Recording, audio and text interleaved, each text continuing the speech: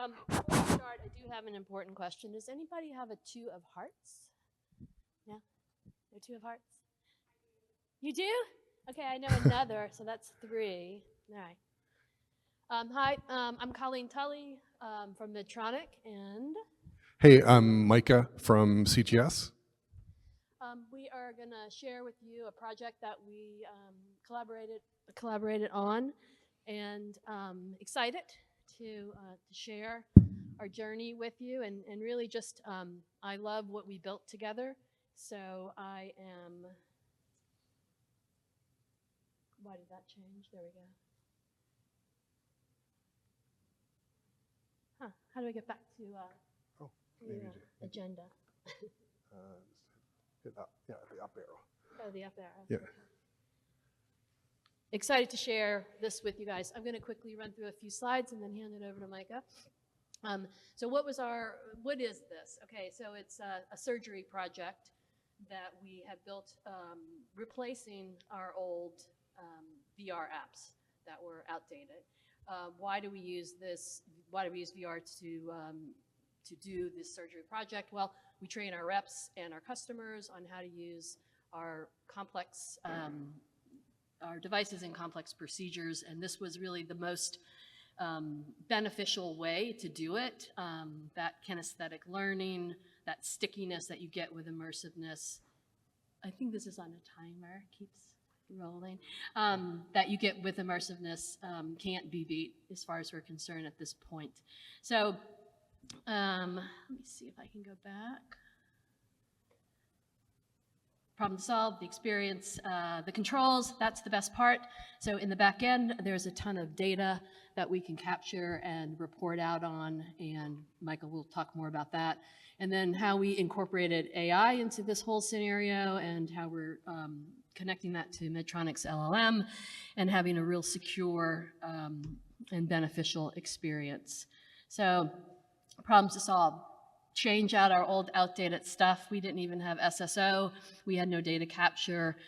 We had no on-the-fly customization to our VR initiatives, meaning we couldn't just upload a PowerPoint or a PDF or a movie right before a class. It all had to be baked in. That is no longer the case.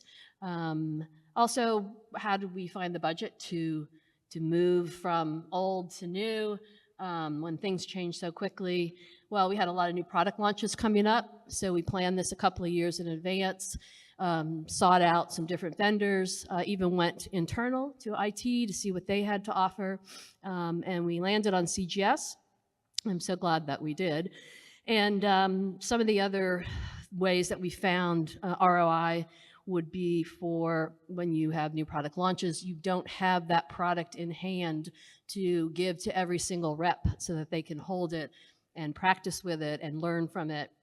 So the next best thing is being in VR. We also repurpose all of those objects for all sorts of other initiatives that we have around Medtronic. Specifically, we're working on some holograms for our devices. And then I think I mentioned the phased approach and getting those stakeholders on board and the vendor selection. So the experience is wonderful. It's beautiful. It's a big facility in VR, and I'm going to let Micah talk a little bit more about that experience. Yeah, absolutely. So working with Colleen, this project, it seemed like it had an ROI built into it. When she explained to us about how the sales team needed to have hands-on expertise, but actually getting these medical devices to them, to actually have them in an operating theater, it just wasn't practical, right? Yet they had to have the knowledge. And what we really, really loved about this experience was it wasn't too small of an experience, and it wasn't too big. It was big. I think the dev team might disagree. We've put a lot of features in and added a lot of artificial intelligence capabilities and things that are happening. We'll show you today. But what I mean was, it was the perfect size. When you go to Disneyland and you get overwhelmed by the pavilions, like there's stuff everywhere and it's mind-blowing. So a lot of virtual reality, especially multi-user, like where you go in and you experience with others, There's a lot of different places you can go, and maybe bigger is better, but maybe it isn't. So with Medtronic, their system is really 3 really amazing places. There's a classroom space where the instructor can work with people. It's a lovely classroom. It's got a 4K display screen on it. In that space, every person can bring out a copy, a digital twin of the devices. They can look inside like an X-ray and they can see the inner workings of the device. They can play with the device in their own hands and see how it works. The instructor can lead activities, and they get all the knowledge component of what it is they're going to be looking at. So if it's the EEA stapler or whatever medical device, and I learned a lot of terminology from Medtronic. I don't know anything about it, but it was very interesting to see these devices and how they help people's lives, basically, create surgical outcomes that are great, and it's really a wonderful thing to look at. Anyway, so 3 areas. Then there was a scrub room, which is sort of like once you leave the classroom, you go down and get your scrubs on, and that's an environment where you can be prepped. You're about to go demonstrate skill efficacy. And then again, these might be sales people, they're going in, they're not real surgeons, but they're going to go in and they're going to actually experience how the device actually works. That way, when they talk about selling the product, they have sales acumen that you just can't get from reading a brochure. They can actually describe, the skill. And the system tracks all of the skills, that you need to demonstrate to actually use the device. And then finally, the third area is the operating room. So you go in and there's a patient laying on the table, and the instructor brings the classroom in. You teleport in or walk in. No blood, though. What's that? No blood. No blood. That's right. It's like Blood in VR. Nintendo Mortal Kombat. The blood got turned green. No, there was no blood, right? So you go in, and at that point you can actually start demonstrating. The instructor has controls. They can see your username. We'll show you a picture of it later. Every piece of every skill that you're doing, skills-based learning, and it shows like if they've been able to achieve it, if they need to work on it. It really is incredible. So the 3 areas work together as an ecosystem, and we were just talking before we presented about how it wasn't a large Epcot center of 50 million places to go. It wasn't just one area, but it was a couple really smart areas together. And we believe that, 1 + 1 + 1 is like a 4 or a 5, because it amplifies the experience for people. You want to play the video? We do. Yeah, we've got a demo here. Probably showing it's better than talking about it, right? Oh, you downloaded it. Why don't you? Okay, Why don't you play let's it try now? it out here. We'll try to play here, see if it plays. So this is gonna show us what it looked like. Give you a sense of it. So one thing that was really important about this project was we were inventing some new. Oh, does it not play? Oh, pardon me. Thank you.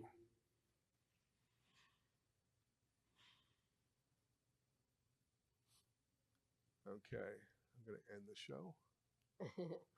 I'll also add that, having those 3 rooms allowed us to do a plug and play. So for the next product launch, we already set the framework. We understood what we needed for our customers to go in there and experience the device and the procedure, and we understood what we needed for our sales reps to be trained. And so that way, building that facility, so to speak, allowed us to do that future proofing. Yeah, absolutely. And the back end was fully self-service for the Medtronic trainers to set this up.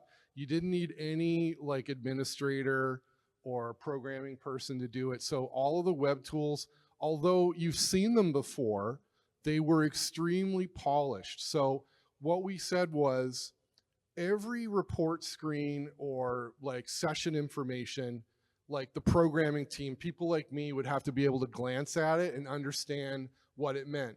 So, I mean, I know we're highly technical people, but at the end of the day, if you're faced with, lots of like box diagrams and different graphs and charts going everywhere, it's cognitive overload. So we wanted to provide at a glance everything. So that was one of the mantras for this project. So we were taking what people might not spend a lot of time on, And we spent a ridiculous amount of time to make it really optimized. So here on the screen, you can see setting up a new experience. So this is something an instructor would do. They'd go in and they'd set the time, and they'd set the availability. So this is the actual classroom when you get into it, and it's multi-user, so you've got your avatar characters. You've got the ability to look at your digital twins and then examine them like an X-ray inside so you can see the inner workings. You got people working together there. They're all working on their copies. And then the classroom, sorry, the music's gonna come up and down. Maybe I'll turn it down just right now. The classroom's got all these multimedia assets, and the instructor is able to upload them at any time. So if you were teaching on a Tuesday morning and you got a brand new like video or PowerPoint, you just go up yourself and self-service, you upload it, and then all of this content's available for the instructor to deploy as they want, when they want. So you can basically build up a little cache of multimedia assets, and then if you want to use them, if you want to reinforce or what have you, but they're all available in the multi-user room. So here we have the people working. We've got like the 2D and the 3D white boards and the pens so they can draw on the devices or beside to illustrate talking points. There's a full quiz system, so you can have interactive, like it's kind of like Kahoot, where you can go in and ask questions and people can have fun doing that, a little bit of gamification. And that can be done on the fly as well, right before class starts. So that was another great function that you got.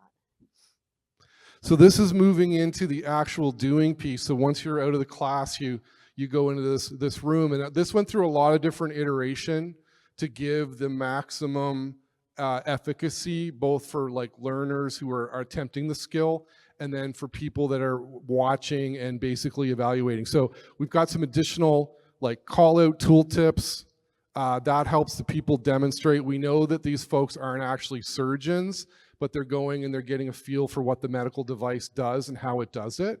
So if you're working with like the trocars here on the person's body and being able to insert the device, and then you have extra screens set up that show you what's going on inside the body. So if you're doing stapling or like putting a mesh in or what have you to the muscle, you can see it. And there's also step-by-step instruction up on the big screens. And this is content that's uploadable into the system as well. So the instructor has the ability to kind of pre-format this. These are little videos that show how it can be done. So what we've done since we first started this project is we've added the ability to create additional content when the instructor's not in the classroom. So we've got AI coaches, and I'll just let this run here for a second. Good afternoon. I'm Dr. King, and I'm here to evaluate the MaxStack device. Good afternoon, Dr. King. How are you today? I'm well, thank you. Let's get straight to it. So what we do there is we actually set up an endpoint where a technology, CGS has a technology called Cicero, which is a next generation AI tool for personality and soft skill. We actually set up a medical character, and we can upload Medtronic's documentation to a secure server within Medtronic. We're actually using Medtronic's LLM. So Medtronic has a governance board for large language model, and CGS and Medtronic are on a joint adventure here to get the technology through so that we're not using, just like a third-party person's model or subscription to OpenAI or something like that. We're actually using Medtronic's trained model resources in a safe and very secure way. So working with the AI governance councils is a big thing right now for companies like mine, and then companies like Colleen's actually have these governance councils in place to ensure that future application development is handled in a staged and managed way. So what we do then is we set up the personality and basically put this NPC character in. Here we can show you like just a little glimpse at what that's like. You go into a web dashboard and you upload documents and content. That gives the personality and the brains of the expert. And then you basically hit a deploy button, and then that goes into your VR application in real time. They can move around and do things. There's lots of different expressions and non-emotional feedback we're working on, but I'll just show you another glimpse here. How does it compare to other absorbable and permanent tackers in terms of fixation strength?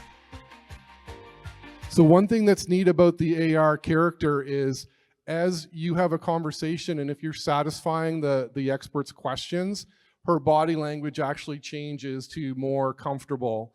She'll start expressing herself and look, like things are going well. If you don't do as well, and this is optional, you can tune a personality graph to decide, but they could become a little more reserved and not as interested in your conversation. So we're providing additional context and additional teaching capability to the simulation when the instructors aren't present necessarily. And in real life, our reps are selling in the OR, they're selling at the scrub sink. So having that role play ability, so you could say, I want to have the anxious surgeon, and you would have to sell to the anxious surgeon, and you can change that to a different personality. But having that right there in VR so that when they're going in solo, they get that added bit of practice. So practice makes perfect, hopefully. Yeah, absolutely. And it just offers us so many new opportunities to interact in ways that just weren't possible before.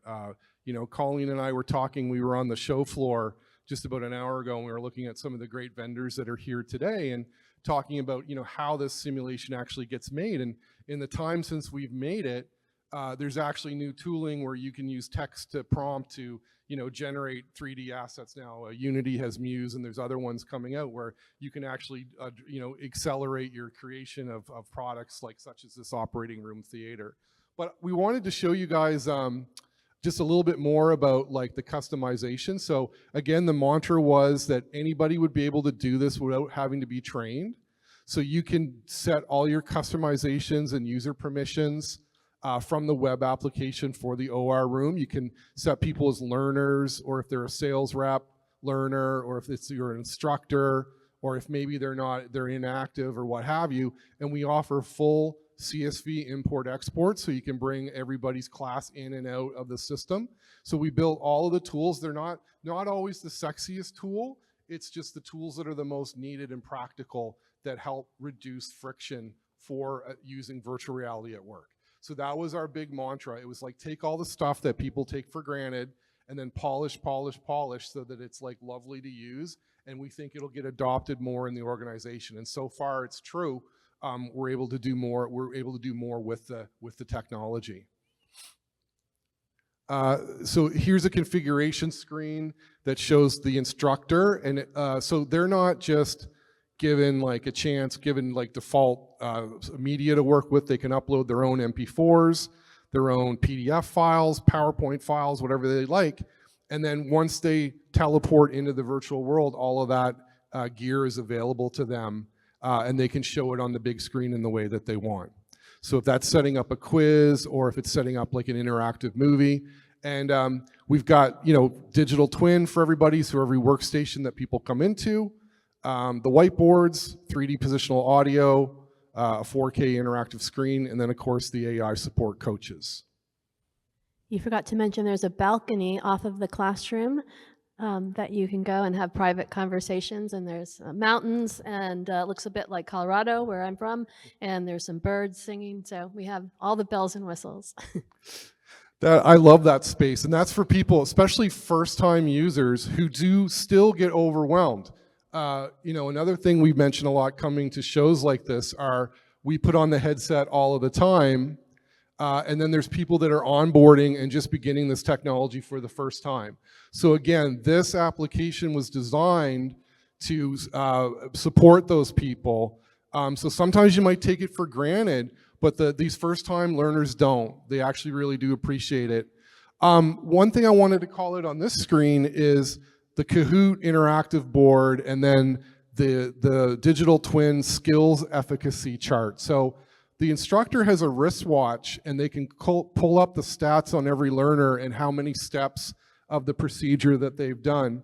The reason why I bring this up is not just because this is very cool, it's a great instructor tool, but with the convergence of AI LLM at Medtronic, we are able to feed the LLM this information in real time.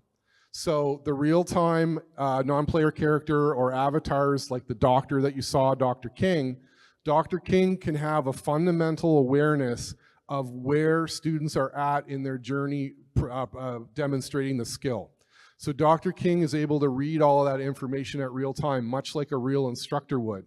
So you could be in, you know, on step 7 of 20, and you could maybe fail that step multiple times.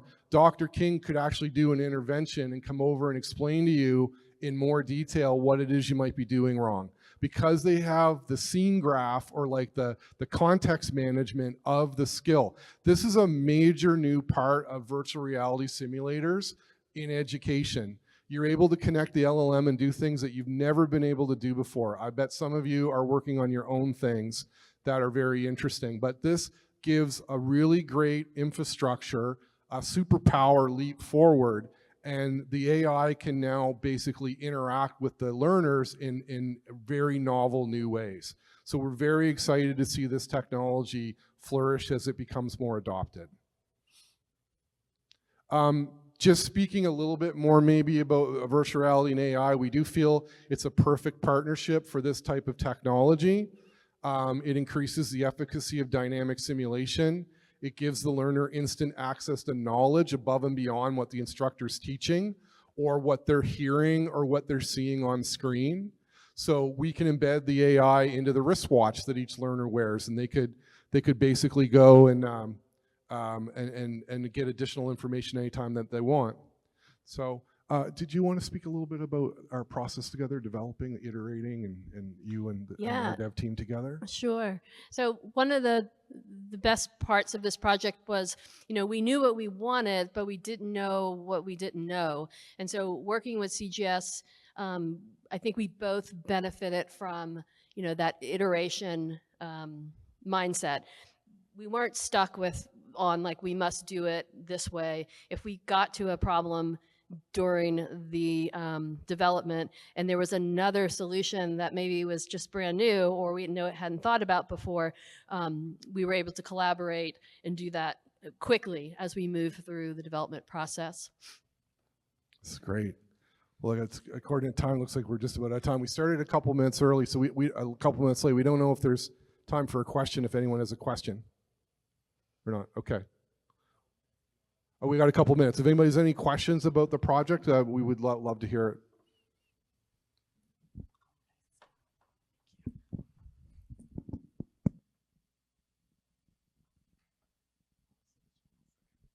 Okay. Hi. Hello, Jamie Snitker, Johnson & Johnson MedTech, your friends. I have a question about your distribution process. I'm assuming that these sales reps, when they get this, they're out in the field. So just around the logistics, you know, getting it to them, getting it back, managing some of the technical difficulties that they might have with onboarding. Yeah, that's a great question. So right now what we do in the US is we have a company, a vendor that houses, cleans, charges, ships back. And that's what we do for all of our US reps. And then in other regions, we're in Japan, Western Europe, and Australia, those training teams take care of that themselves. So a little bit more difficult. All of our training managers are certified. We make them go through a course in our LMS to figure out how, you know, to be that first round of troubleshooting. Because when you have especially when we do it remote, we'll send out headsets. They'll get them a week before class. We ask them to log in, you know, set up their boundary. Sometimes they have trouble, so they must talk to their training manager first. Again, we train them. So that's one way we try to mitigate those issues. Yeah, I mean, it's a journey. Sometimes it works really well, and sometimes it doesn't. But I think people are getting used to using this type of technology, so it is getting better in that regard.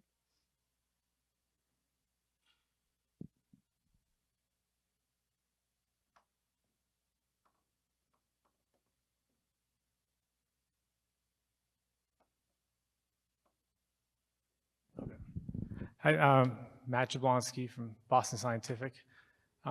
We've been using VR in like various ways for a couple of years now. We have a lot of disparate systems and, nothing that kind of works together. But one thing we've been doing a lot is recording cases in 360 VR, and then, utilizing those as case experiences for learners. Just curious if you guys have implemented that within this system. So we actually, that was our first foray into VR about 6 or so years ago. We had the Oculus Go with the one little controller, and we did 360 videos overlaid, the anesthesiologist and the surgeon, and they were this beautiful immersive 360 experience. And we still use those videos. We don't put them in this platform, but we use them on our deployment, and we just deploy them itself to the headset. But yeah, those are amazing experiences. And there's no way, like being a rep, it takes probably a year to 2 years to be able to get enough time in the OR to have that experience where you feel comfortable. You don't even know like where head of bed is. You don't know where you're supposed to stand. So those types of experiences have been really beneficial.